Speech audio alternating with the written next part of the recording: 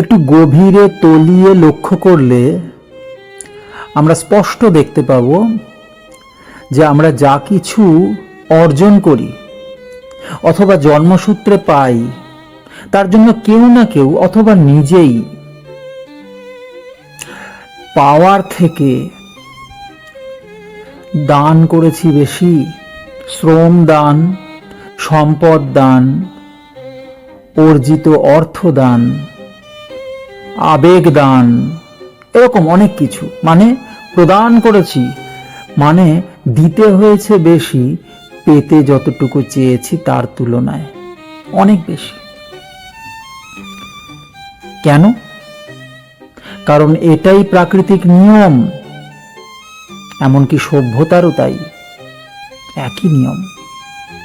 তুমি 4 টাকা উপার্জন করতে চাইলে, তুমি মাত্র 4 টাকা উপার্জন করতে চাইলে তোমাকে 4000 টাকার কর্ম দিতে হবে, অর্থাৎ শ্রম দিতে হবে, বুদ্ধিমত্তা দিতে হবে, বিদ্যা দিতে হবে, এবং পায়ে পায়ে চলতে হবে অনেকটা পথ, অনেকটা সময় ধরে।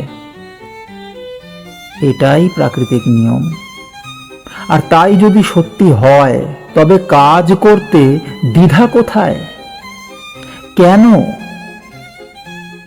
কাজের মায়া কি কম কিছু পাওয়া?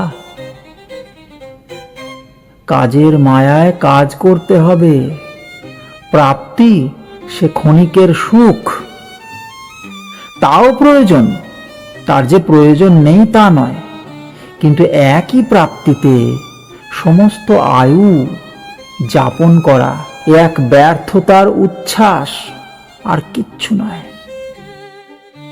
তাই কর্মপ্রিয়তা এবং সেই প্রিয় কর্ম করতে পারা, এর থেকে বড় সফলতা কিচ্ছু হতে পারে না। তাই যদি তুমি দেখো যে তোমার কাছে কাজের একটু জায়গা আছে আর কাজের একটু সুযোগ আছে, আগু পিছু ভেবো না গুরু, কাজ করে যাও। সেই কাজ তোমার অস্তিত্ব, তোমার পরিচয়, তোমার সমস্ত সত্তা। সত্যি বলছি।